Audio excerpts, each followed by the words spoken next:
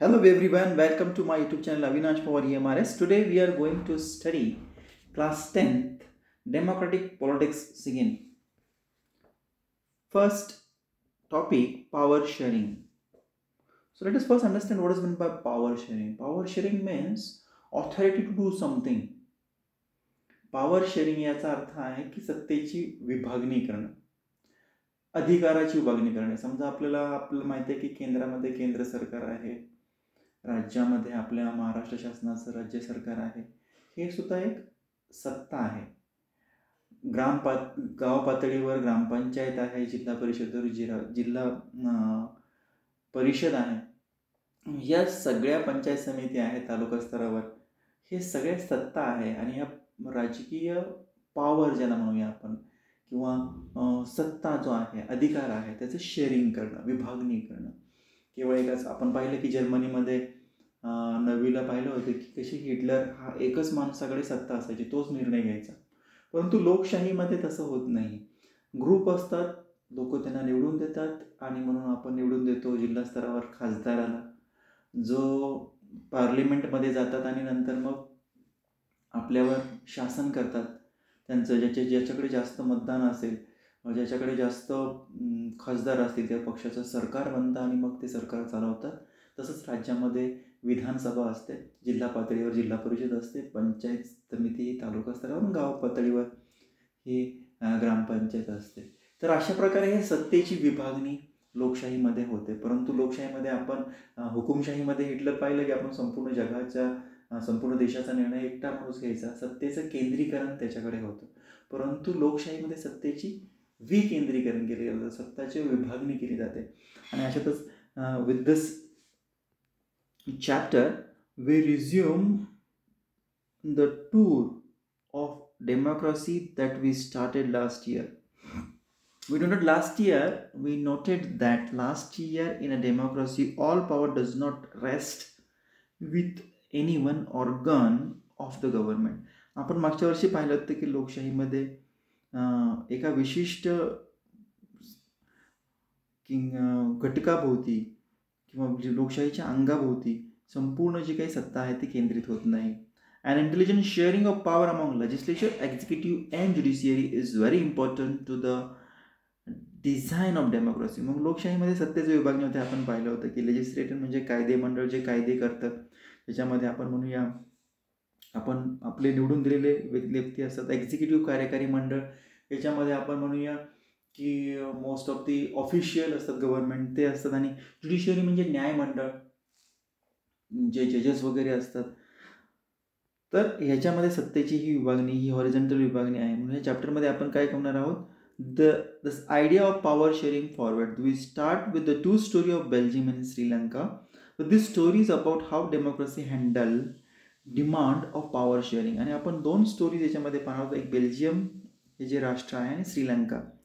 So story result something general conclusion about the need of power sharing in democracy. याच्यातून आपल्याला एक conclusion, एक शेवटी पाहायचं आहे की पॉवर शेअरिंग जर केले तर काय होतं आणि जर नाही केले तर काय होतं, तर हे आपण पाहणार आहोत. So let start with the example of Belgium and Sri Lanka. So here Belgium and Sri Lanka. Belgium is a small country in Europe, smaller in the area than the state of Haryana. ही एक अशी लहानसा आपण म्हणूया देश आहे. जसं आपण आपला हरियाणा आहे तसा तो एक देश आहे, लहान देश. So it has a border with France, the Netherland, Germany and the Luxembourg. याच्या बाउंड्रीज कोणकोणत्या आहेत, नेदरलँड आहे, जर्मनी आहे, लक्झिबोर्ग आहे. So it has a population of little over 1 crore, about half population of Haryana. हरियाणापेक्षा अर्धी पॉप्युलेशन याच्यामध्ये आहे, जवळपास 1 कोटी पॉप्युलेशन याच्यामध्ये आहे. The ethnic composition of the small country is very complex. आता एथनिक म्हणजे काय, एथनिक याचा अर्थ आहे social division based on shared culture. People belonging to the same ethnic group believe their common descent because of similarity of physical type, culture both. म्हणजे आपण म्हणूया एका संस्कृतीचे लोक,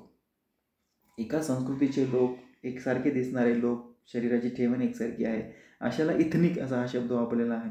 म्हणून या लहानशा देशामध्ये वेगवेगळे असे इथनिक ग्रुप्स आहेत. सो कोणकोणते ग्रुप्स आहेत आपल्याला पाहिजे आहेत? ग्रुप्स म्हणजे लोकांचे ग्रुप्स, ज्यांची कल्चर प्रत्येकाची वेगवेगळी आहे, ज्यांचं फिजिकल ॲपिरियन्स म्हणजे शरीराची ठेवण वगैरे प्रत्येकाची अशी आपण म्हणजे थोडीशी वेगळी आहे. Of the countries total population 59% lives in the Flemish region and speak Dutch language. 59% लोक आहेत हे फ्लेमिश या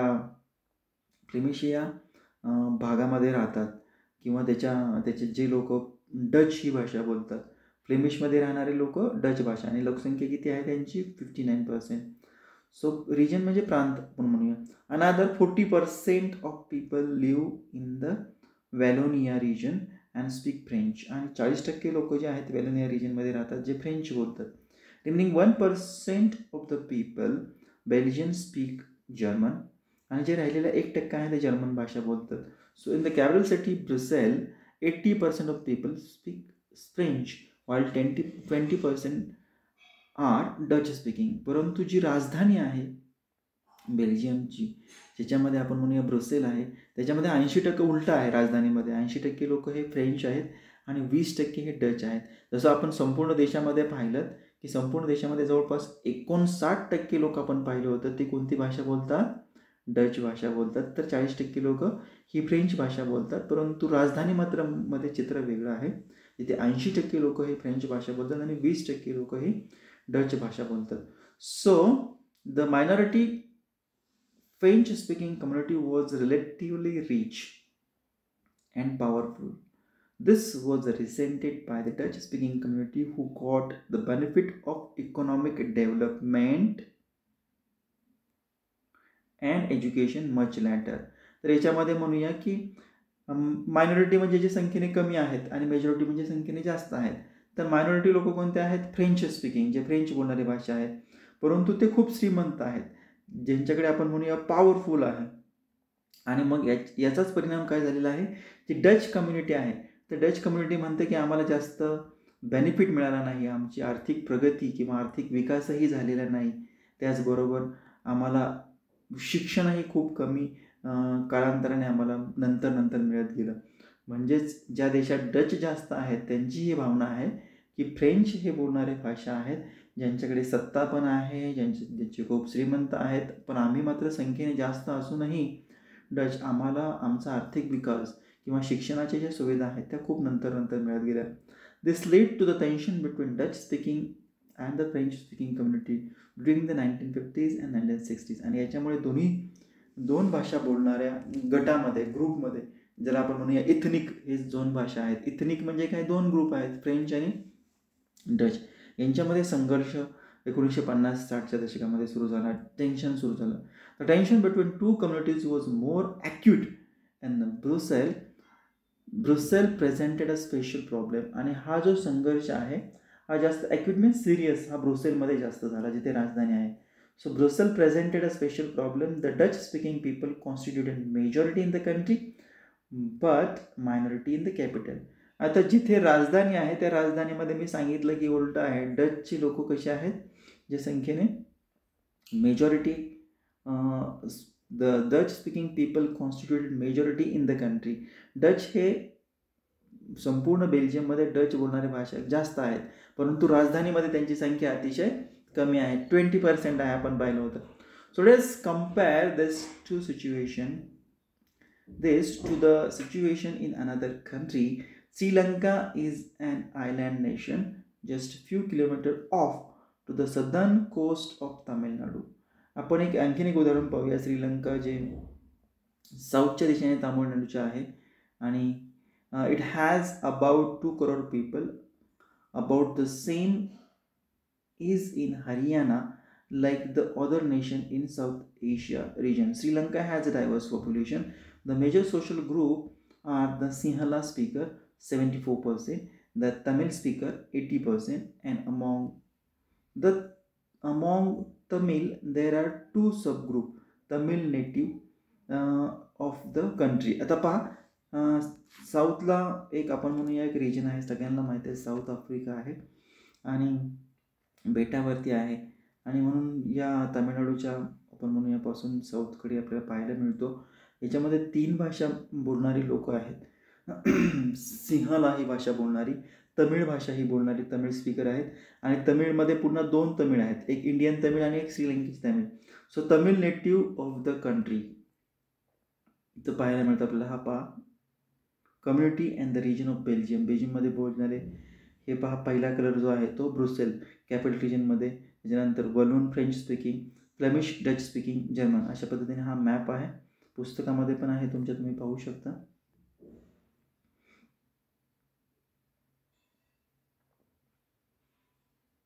सो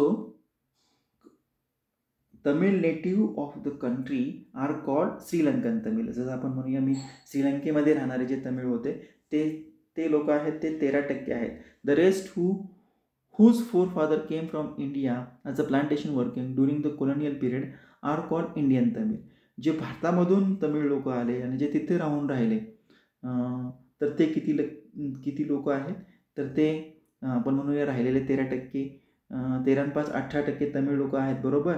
तर 13% हे श्रीलंकेचेच तमिळ आहेत आणि 5% जे आहेत ते भारतीय प्लांटेशन करण्यासाठी, ज्याला आपण म्हणूया काही लागवड करण्यासाठी गेले असेल, कामं करण्यासाठी गेले असतील, ते इंडियन तमिळ पण तिथं आहेत, 5% लोक. सो इंडियन तमिळ किती आहे श्रीलंकेमध्ये? 5%. श्रीलंकन तमिळ हे 13% आहेत. सिंहला स्पीकर हे 74% आहेत. असे वेगवेगळ्या भाषा बोलणारे लोक आहेत. So as you can see from the map, Sri Lankan Tamil are concentrated in the north and east of the country. आणि आपण जर मॅपकडे पाहिलं, पुढे आहे तो मॅप, तर आपल्याला असं लक्षात येईल की श्रीलंकेचे तमिळ जे आहेत ते उत्तरेकडे किंवा पूर्वेकडे त्यांच्या देशाकडे जास्त आहेत. Most of the Sinhala speaking people are Buddhist while the most of the Tamil are Hindus or Muslim. Sinhala लोक जे आहेत ते कोणत्या धर्माचे आहेत? ते बुद्ध धर्माचे आहेत. आणि दुसरे जे तमिळ लोक आहेत ते हिंदू आहेत आणि काही मुस्लिमही आहेत. So there are 7% of Christian who both Tamil and Sinhala. इथले 60% लोक जे ख्रिश्चन आहेत आणि जे तमिळ पण आहेत आणि सिंहला बोलणारे पण आहेत. So just imagine what could happen in the situation like this. मग ही अशी सिच्युएशन दोन्ही देशामध्ये आहे. एका देशामध्ये आपण पाहिलं, बेल्जियममध्ये फ्रेंच आणि डच भाषा बोलणारे आहेत. दुसऱ्या देशामध्ये आपण श्रीलंकेमध्ये पाहिलं की सिंहला बोलणारे आहेत तमिळ, इंडियन तमिळ जे 5% आहेत आणि 18% ते 13% कोणते आहेत, तर ते नेटिव्ह तमिळ जे श्रीलंकेमध्ये आहेत. अशा पद्धतीने प्रत्येकाचा धर्मही इथे वेगळा आहे. तमिळ लोकांचा धर्म हिंदू, मुस्लिम किंवा त्याच्यामध्ये काही 60% लोक ख्रिश्चनही आहेत जे तमिळ आणि सिंहला बोलतात. परंतु सिंहला बोलणारी भाषा जी आहे ते जवळपास मोठ्या प्रमाणात आपल्याला इथे पाहायला मिळतात, ज्यांचा धर्म हा बुद्धी धर्म आहे. So just imagine what could happen in the situation like this. In Belgium, the Dutch community could take advantage of its numeric majority and force its will on the French and German speaking population. आता पहा, आपण जर असं म्हणूया, अशी जर situation आले, तर सगळ्यात जास्त बेल्जियममध्ये कोणते लोक आहेत? डच आहेत. आणि त्यांनी जर त्यांच्या संख्येचा जर फायदा घेतला, कारण ते संख्येने जास्त आहेत, मेजॉरिटी आहेत, आणि म्हणून त्यांनी जर फायदा घेतला आणि फ्रेंच आणि जर्मन स्पीकिंग पॉप्युलेशनवर जर फायदा घेतला आणि सत्तेमध्ये आले, सो फोर्स इट्स विल, त्यांच्या ज्या काही डच कम्युनिटीच्या ज्या काही इच्छा आहेत, डच कम्युनिटीच्या जसं त्यांना वाटतं आहे की आमची इकॉनॉमिक डेव्हलपमेंट झाली पाहिजे, एज्युकेशन आम्हाला मिळालं पाहिजे, आणि मग त्यांनी जर तसं सुरू केलं, फक्त त्यांच्याच कम्युनिटीचं, डच कम्युनिटीचं त्यांनी जर पाहिलं, तर काय होईल? कारण ते संख्येने जास्त आहे. This would push the conflict among community further. आणि डच लोकांनी फक्त त्यांच्या ज्या इच्छा आहेत किंवा त्यांना जे वाटतं ते दुसऱ्या 2 कम्युनिटीवर जर बळजबरीने लादलं. दुसऱ्या 2 कम्युनिटी कोणत्या आहेत? जर्मन 1% आणि दुसरी कम्युनिटी कोणती आहे? फ्रेंच. तर काय होईल? संघर्ष होईल, कॉन्फ्लिक्ट म्हणजे काय? वाद होतील, भांडणं होतील तिन्ही कम्युनिटीमध्ये. This would lead to a very messy partition of country. आणि मग याच्यामुळे देशाची विभागणी होण्यास सुरुवात होईल. Both the side would claim control over the Brussels. आणि फ्रेंच लोक, डच लोक ते ब्रुसेलवरती ताबा मिळवण्याचा प्रयत्न करतील. आणि Sri Lanka, the Sinhala community enjoyed an even bigger majority and could impose its will on the entire country. Now let us look at what happen in both this country. श्रीलंकेमध्ये पण असंच आहे, जिथे सिंहला कम्युनिटी 74% आहे. त्यांनी पण असं ठरवलं की आपण सत्तेमध्ये जाऊ आणि आपल्या ज्या काही मागण्या आहेत, आपल्या ज्या इच्छा आहेत किंवा आपले जे उद्देश आहेत ते आपण पूर्ण करूया बाय फोर्स दुसऱ्या कम्युनिटीवर, जे तमिळ कम्युनिटीवर. तर काय होईल, तर आपण पाहूया श्रीलंकेमध्ये काय झालं. बरोबर आहे, majoritarianism in Sri Lanka and adoption in Belgium. आता ह्या दोन्ही देशांचा आपण अभ्यास केलेला आहे. तर आपण पाहूया श्रीलंकेचं पहिलं उदाहरण पाहूया. Majoritarianism in Sri Lanka. आता इथे मेजॉरिटेरियनिझम हा म्हणजे काय आहे, a belief that majority community should be able to rule a country in which way it want by disregarding the wishes and the need of the minority. Majority म्हणजे संख्येने जास्त आहेत आणि मेजॉरिटेरियनिझम म्हणजे काय, जे संख्येने जास्त आहेत ते काय करतील, सत्ता स्वतःच्या ताब्यामध्ये घेतील. बरोबर, सत्तेवर येतील, अधिकाराचा उपयोग असा करतील की ज्या दुसऱ्या जे कमी संख्येने आहेत, ज्यांची संख्या कमी आहे, त्यांच्या ज्या अपेक्षा आहेत, त्यांच्या ज्या गरजा आहेत त्याला बिलकुलही किंमत देणार नाही. जे संख्येने जास्त आहेत ते सत्तेमध्ये येतील आणि त्याचाच ते उपयोग करतील. जे संख्येने कमी आहेत त्यांच्या इच्छेला ते सन्मान देणार नाहीत, त्यांचा रिस्पेक्ट ते करणार नाहीत, त्यांच्या मागण्या त्या पूर्ण करणार नाहीत, त्यांच्या इच्छा त्या पूर्ण करणार नाहीत. याला मेजॉरिटेरियनिझम असं म्हणतात. मग श्रीलंकेमध्ये असं झालं होतं. So Sri Lanka emerged as an independent country in 1948. The leader of the Sinhala community sought to secure dominance over government by virtue of their majority. As a result, the democracy elected the government adopted a series of majoritarian measures to establish Sinhala supremacy. 1948 हा देश स्वतंत्र झाला आणि सिंहलाचे community, Sinhala या समाजाचे जे लोक होते, त्यांचे जे नेते होते, त्यांनी याच्यामध्ये प्रभाव निर्माण करण्यास सुरुवात केली. कारण ते संख्येने जास्त आहेत आणि म्हणून त्यांचीच लोक जास्त निवडून आलेली आहेत आणि त्यांचं सरकार त्यांनी बनवलेलं आहे. In 1956 an act was passed to recognize Sinhala as the only official language, this disregarding Tamil. आणि म्हणून देशाची एक लँग्वेज म्हणून किंवा ऑफिशियल लँग्वेज म्हणून ऑफिसमध्ये यूज केलेली लँग्वेज कोणती त्यांनी यूज करायला सुरुवात केली श्रीलंकेने, फक्त सिंहला. आणि त्याच्यामुळे अपमान कोणाचा झालेला आहे, तमिळ भाषिक लोकांचा.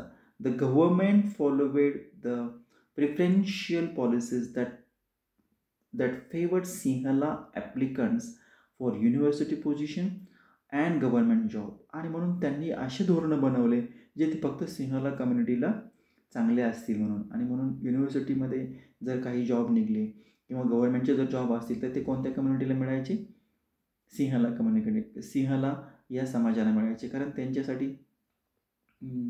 त्यांच्याच धोरणाने त्याने तसे पॉलिसीज धोरणं आखली गेली होती. A new constitution stipulated that the state shall protect and foster Buddhism. आणि म्हणून एक नवीन संविधान तयार केलं त्यांनी आणि त्या संविधानामध्ये सुद्धा असं केलं की हे जे सिंहला राज्य आहे ते फक्त बुद्धिझम, म्हणजे बुद्धिझम हा एक धर्म आहे, त्याचाच ते स्वीकार करतील, अशा पद्धतीची पॉलिसी श्रीलंकेमध्ये सुरू झाली. म्हणजेच आपण एखाद्या समाजाच्या इच्छा, गरजा, अपेक्षा आपण दुर्लक्ष केलं आणि आपण केवळ संख्येने मोठे आहोत आणि म्हणून आपल्याला जसं पाहिजे तसं आपण शासन करायचं, अशा पद्धतीने श्रीलंकेमध्ये सुरू झालं. All these government measures coming one after the other gradually increase the feeling of alienation among the Sri Lankan Tamil. आणि म्हणून फिलिंग ऑफ एलिनेशन म्हणजे काय, वेगळेपणाची भावना, एकटेपणाची भावना ही कोणामध्ये तयार झाली, श्रीलंकेच्या तमिळमधल्या लोकांनी. They felt that none of the major political party led by the Buddhist Sinhala leader was sensitive to the language and culture. आणि म्हणून तमिळ लोकांना असं वाटू लागलं की सिंहला जे जातीचे लोक आहेत, भाषा बोलणारे लोक आहेत, ते आमच्याशी संवेदनशील नाही आहेत, आमची भाषा त्यांना, आमच्या भाषेचा ते आदर करत नाही आहेत, आमच्या संस्कृतीला त्यांना काही घेणं देणं नाही आहे. So they failed that the constitution and the government policy denied them equal political right discriminated against them in getting job and other opportunities and ignored their interest. आणि म्हणून सिंहला लोकांना वाटायला लागलं की हे तमिळ लोकांना असं वाटू लागलं की सिंहला लोकांचे धोरणं असे आहेत, पॉलिसीज म्हणजे काय, धोरणं असे आहेत की त्यांनी भेदभाव करायला सुरुवात केलेली आहे आमच्याशी. कोणत्या लोकांशी? तमिळ लोकांशी. कोणी केला भेदभाव? सिंहला लोकांनी. आम्हाला जे काही आमचे राजकीय अधिकार आहेत, राजकीय अधिकार तर सगळ्या समाजाला सारखे पाहिजे, सगळ्या भाषिकांना सारखे पाहिजे, परंतु त्यांनी इक्वल पॉलिटिकल राईट म्हणजेच काय, राजकीय अधिकार, समान राजकीय अधिकार दिले नाहीत. त्याचबरोबर भेदभाव करायला सुरुवात केलेली आहे. भेदभाव कशामध्ये केला? नोकरी मिळण्यामध्ये, संधीमध्ये, आणि त्यांचं जे काही हित आहे तेही त्यांना मिळून दिले नाही. As a result the relation between Sinhala and Tamil community strained over time. आणि त्याच्यामुळे या दोन्ही समाजामध्ये वादविवाद सुरू होण्यासाठी एक प्रकारे सुरुवात झालेली आहे. Strain means to injure. एकमेकाच्या भावना त्यांनी दुखवलेल्या आहेत, कारण एक गट फक्त स्वतःचाच फायदा बघत आहे आणि दुसऱ्याचं काहीच लक्षात घेत नाही, आणि म्हणून आता वादविवाद सुरुवात झाली श्रीलंकेमध्ये. The Sri Lanka Tamil launched parties and struggle for the recognition of Tamil as an official language for regional autonomy, inequality of opportunities, securing the education and job. आता मग तमिळ लोकांनी संघर्ष करण्यासाठी सुरुवात केली, बरोबर आहे, फाईट करण्यासाठी सुरुवात केली. कशासाठी? तमिळ भाषा ही आमची ऑफिशियल भाषा, त्याला दर्जा म्हणून मिळाला पाहिजे, आम्हाला जॉबमध्ये इक्वल ऑपॉर्च्युनिटी मिळाली पाहिजे, पॉलिटिक्समध्ये आम्हाला इक्वल ऑपॉर्च्युनिटी मिळाली पाहिजे, म्हणून त्याने चळवळ करायला सुरुवात केली. But the demand for more autonomy to provinces populated by Tamil was repeatedly denied. आणि जिथे तमिळ भाषिक जास्त आहेत तिथे त्यांनी मागणी केली होती, तिथे त्यांना ॲटोनॉमी म्हणजे काय, स्वायत्तता, स्वतंत्रता पाहिजे होती, परंतु ती वारंवार नाकारण्यात आली. कोणत्या लोकांनी? सिंहला लोकांनी, जे सत्तेमध्ये आहेत, यांची संख्या जास्त आहेत. By the 1980s, several political organizations were formed demanding an independent Tamil Eelam state in the northern and eastern part of Sri Lanka. आणि मग 1980 नंतर वेगवेगळ्या राजकीय संघटना सुरू झाल्या, त्यांनी चळवळ सुरू केली आणि त्यांनी सांगितलं की तमिळ ELMची मागणी केली. त्यांनी ELM म्हणजे स्टेट, तमिळ स्वतंत्र आमच्या राज्याची मागणी केली. जिथे तमिळ लोक जास्त आहेत उत्तरेकडे आणि पूर्वी भागामध्ये श्रीलंकेच्या, तिथे आम्हाला स्वतंत्र आमचं इंडिपेंडेंट तमिळ राज्य निर्माण करायचं आहे. So the distrust between the two community turn into widespread conflict, it soon turn into civil war. आणि पहा, एकमेकांच्या, आपण वेगवेगळ्या भाषिक लोक जर असू आणि जर आपण त्यांचा सन्मान राखला नाही, त्यांना अधिकार मिळवून दिले नाही, तर संघर्षामुळे काय झालेलं आहे? डिस्ट्रस्ट, अविश्वासाची भावना निर्माण झाली आणि नंतर कॉन्फ्लिक्ट, संघर्ष, फाईट सुरू झाला आणि त्याचा परिणाम हा सिव्हिल वॉरमध्ये, म्हणजेच नागरी युद्ध. देशातील नागरिक एकमेकांविरुद्ध युद्ध करण्यासाठी तयार झाले. So as a result thousand of people, both communities have been killed, many families were forced to leave the country as refugee, many more lost their livelihoods. आणि म्हणून देशामध्ये संघर्ष सुरू झाला. दोन्ही भाषिक जे होते, सिंहला आणि तमिळ, या दोन्हीकडची लोक मेली, खूप सारी लोक मारली गेली. काही लोकांना त्यांच्या फॅमिलीसहित तो देश सोडावा लागला, ते रेफ्युजी झाले. रेफ्युजी म्हणजे ज्याला कोणी नाही, कोणत्याही देशाचं नाही, दुसऱ्या देशात राहणं, आश्रित म्हणूया आपण. So many more lost their livelihood. बऱ्याच जणांना त्यांचे जॉबही गमावं लागलेले आहेत, जीवन जे आहे ते गमावं लागलेलं आहे. So you have read in chapter 1 the economic textbook class 10 about Sri Lanka's excellent record in the economic development, education and health, but the civil war has caused terrible setback to the social, culture and economic life of the country. It ended in 2009. आणि आपण इकॉनॉमिकच्या पहिल्या चॅप्टरमध्ये पाहिलं होतं की श्रीलंकेच्या कशा पद्धतीने development होती एज्युकेशनमध्ये, हेल्थमध्ये, परंतु हा जो युद्ध सुरू झालं होतं देशातील नागरिकांमध्ये, सिव्हिल वॉर ज्याला म्हणूया, त्याच्यामुळे प्रचंड ते मागे आले, सेटबॅक आले सामाजिक, सांस्कृतिक आणि आर्थिक क्षेत्रामध्ये, आणि जे युद्ध 2009ला संपलं. So this was the first part that we discussed today. Thank you very much for watching this video.